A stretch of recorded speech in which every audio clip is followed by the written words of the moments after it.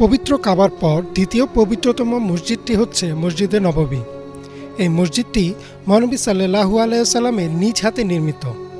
এটি নামাজ পড়ার পাশাপাশি সম্মেলন কেন্দ্র, বিচারালয়, ধর্মীয় শিক্ষা কেন্দ্র হিসেবেও ব্যবহৃত হয়েছে। প্রতি বছর হজের আগে ও পরে লক্ষ লক্ষ মুসলিম এই মসজিদটিতে ইবাদত করতে আসে। ৬২২ খ্রিস্টাব্দে মহানবী সাল্লাল্লাহু আলাইহি ওয়াসাল্লামের মক্কা থেকে মদিনায় হিজরতের পর এই মসজিদটি নির্মাণ করা হয়। মসজিদটি নির্মাণে মহানবী সাল্লাল্লাহু আলাইহি ওয়াসাল্লাম সরাসরি শারীরিক শ্রম দিয়েছিলেন, অর্থাৎ বলাই যায় যে এটি মহানবী সাল্লাল্লাহু আলাইহি ওয়াসাল্লামের নিজ হাতে নির্মিত মসজিদ। সর্বপ্রথম মসজিদটির দৈর্ঘ্য ছিল ১১৭ ফুট আর প্রস্থ ছিল ১০০ ফুট।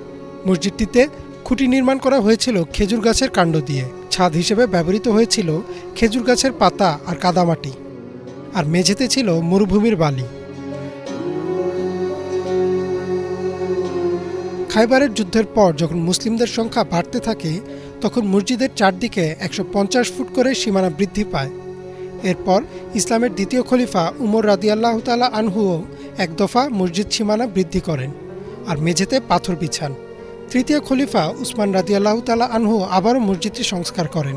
তিনি খেজুর গাছের কাণ্ডের পরিবর্তে লোহা ও পাথরের খুঁটি ব্যবহার করেন এবং ছাদ নির্মাণে সেগুন কাঠের ব্যবহার করেন। এরপর থেকে বহুবার ধাপে ধাপে মসজিদের সীমানা বৃদ্ধি ও মসজিদের কাঠামো উন্নয়নের কাজ করা হয়। মসজিদে নববীর একটি গুরুত্বপূর্ণ অংশ হচ্ছে এই সবুজ গম্বুজটি। এই গম্বুজের নিচেই ছিল মহানবী সাল্লাল্লাহু আলাইহি ওয়াসাল্লামের বাসা, আর বর্তমানে এখানেই রয়েছে তার রওজা মোবারক।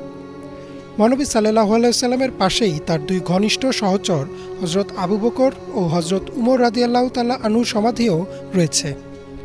মহানবী সাল্লাল্লাহু আলাইহি ওয়াসাল্লামের রওজার পাশে এখন একটি কবর খালি রয়েছে। মুসলিমদের বিশ্বাস মতে হযরত ঈসা আলাইহিস সালাম পৃথিবীতে ফিরে এসে যখন মৃত্যুবরণ করবেন, তখন তাকে এই স্থানেই কবর দেওয়া হবে। বর্তমানে মসজিদে নববী তার প্রথম অবস্থার চেয়ে প্রায় ১০০ গুণ বড়। এর ধারণ ক্ষমতা ৬ লক্ষ। তবে হজের সময় ১০ লক্ষেরও বেশি মানুষ এই মসজিদ প্রাঙ্গণে অবস্থান করেন। অতীতে এই মসজিদ ছিল ইসলামিক জ্ঞানচর্চার প্রধান কেন্দ্র। সবসময় আসহাবে মুফা নামের একদল সাহাবী মসজিদে অবস্থান করতেন।